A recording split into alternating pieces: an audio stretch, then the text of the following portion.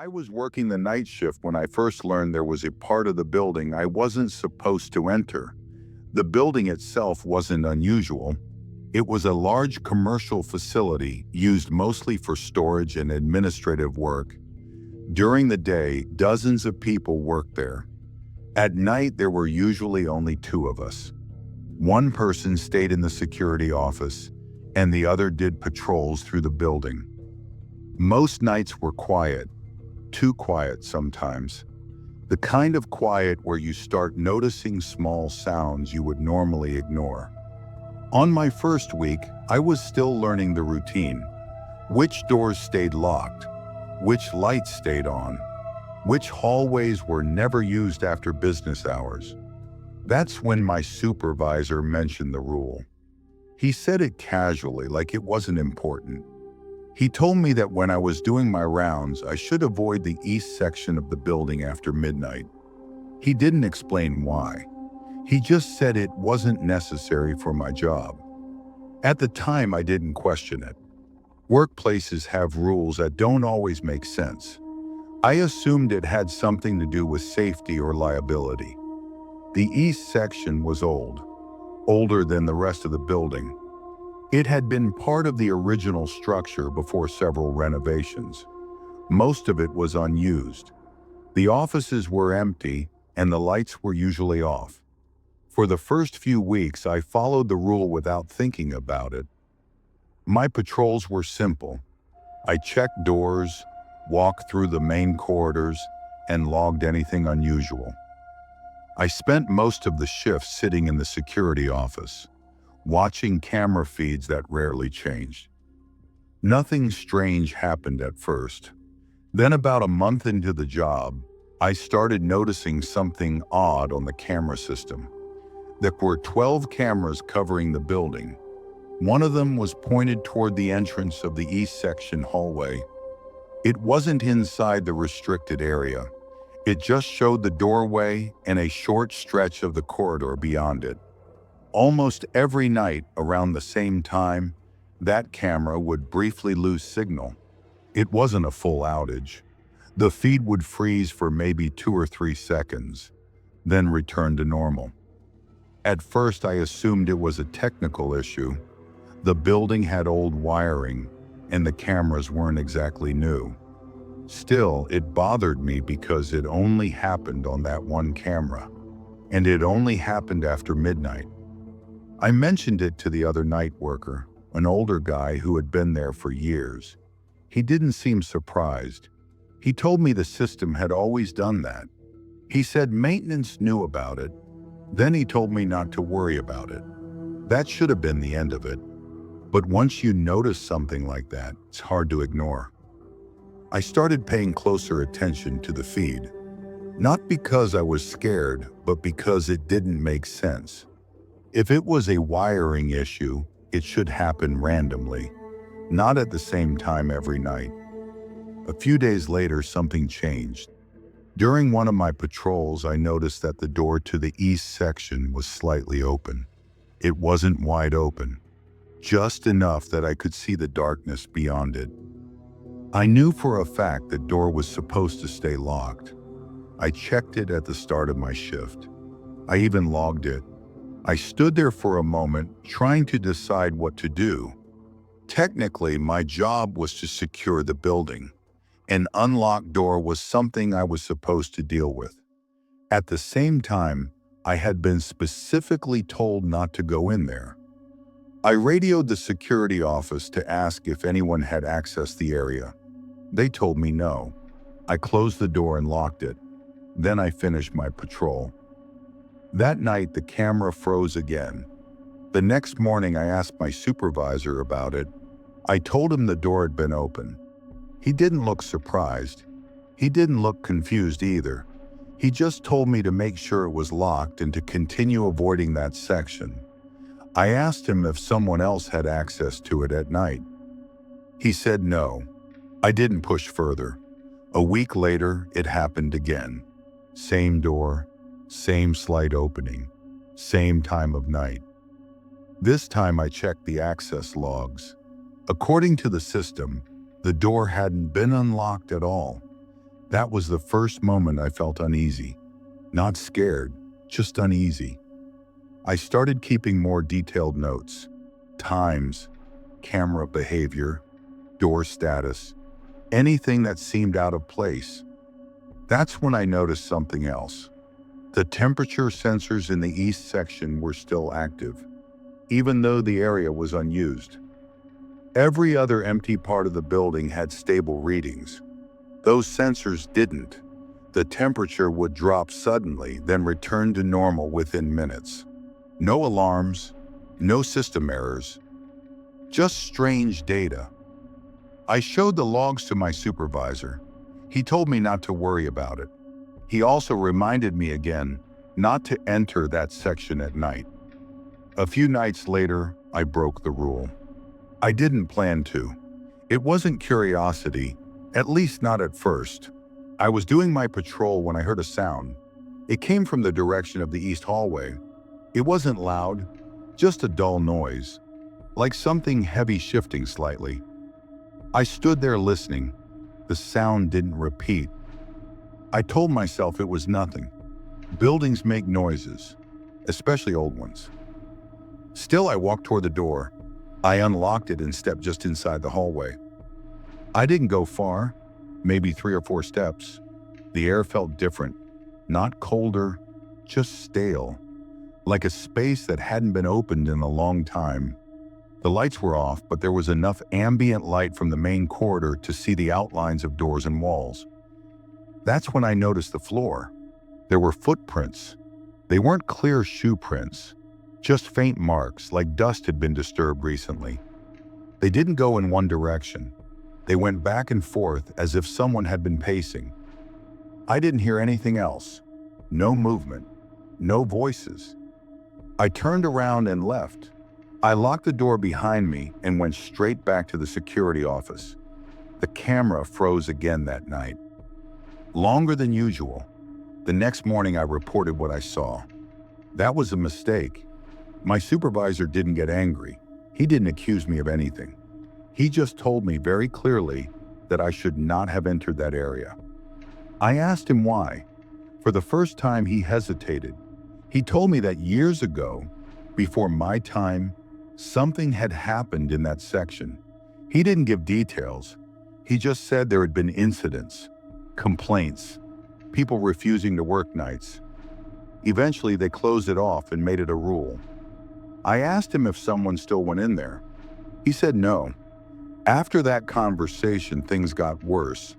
The door started unlocking itself, not fully, just enough to trigger the sensor.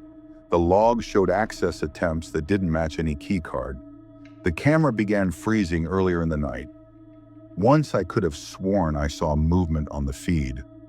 Not clearly, just a shadow that didn't match the lighting. I stopped doing full patrols near that area. I stayed closer to the security office. One night, close to the end of my shift, the alarm panel lit up. It wasn't a fire alarm. It wasn't a break-in. It was an internal alert. Motion detected in the east section.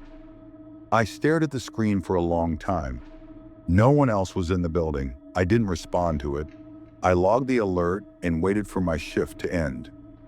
I quit that job not long after. I didn't give a dramatic reason. I just said it wasn't a good fit. As far as I know, the building is still in use. The east section is still closed at night. Sometimes I think about that hallway, about the footprints, about the camera freezing at the same time, every night. I still don't know what was happening in that part of the building. I just know there was a reason they told me never to go in there. And it wasn't for my safety alone.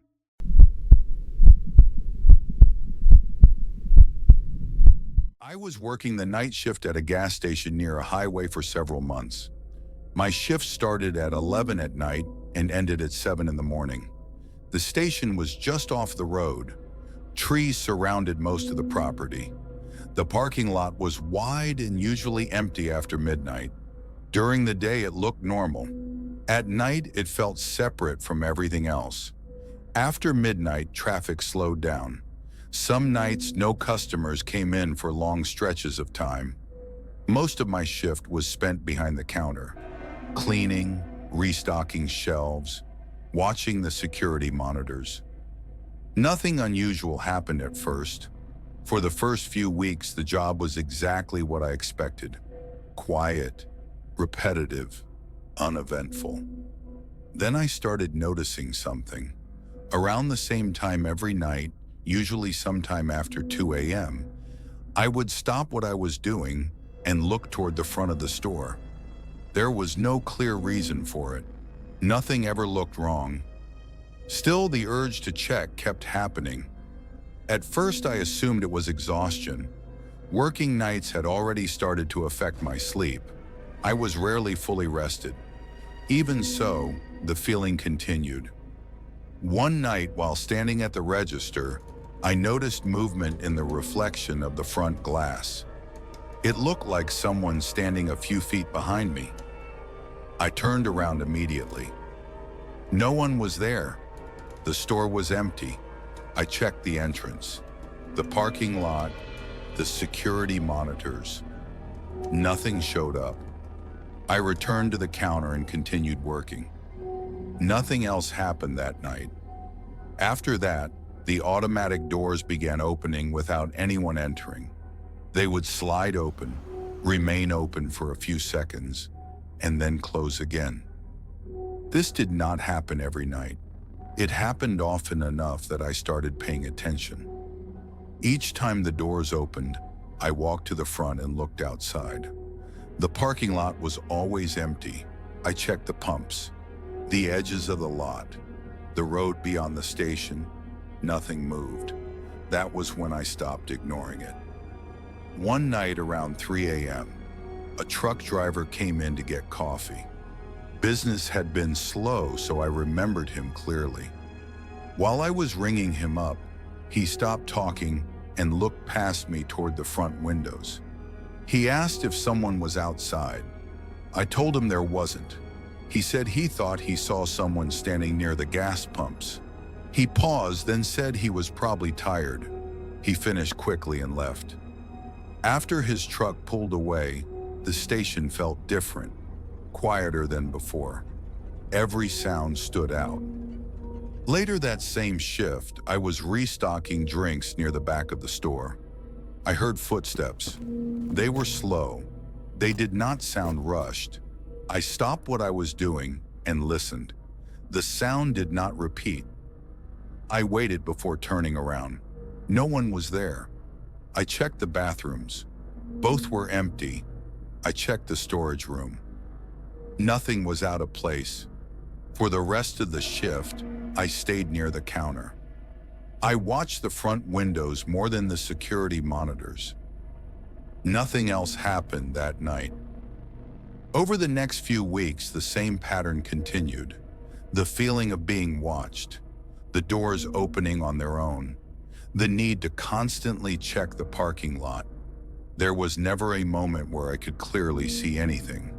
There was never proof that someone was actually there. That made it worse.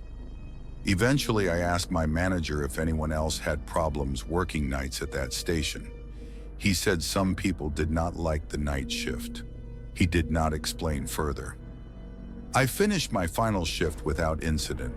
I quit shortly after. I cannot say that anything paranormal occurred.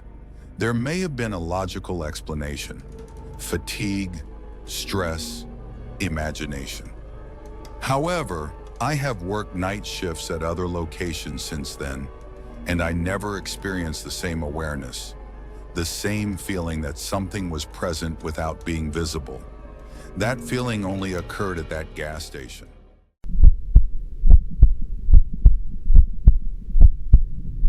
I was the last employee to leave the warehouse every night. That wasn't part of the job description. It just became routine after a few weeks on the closing shift.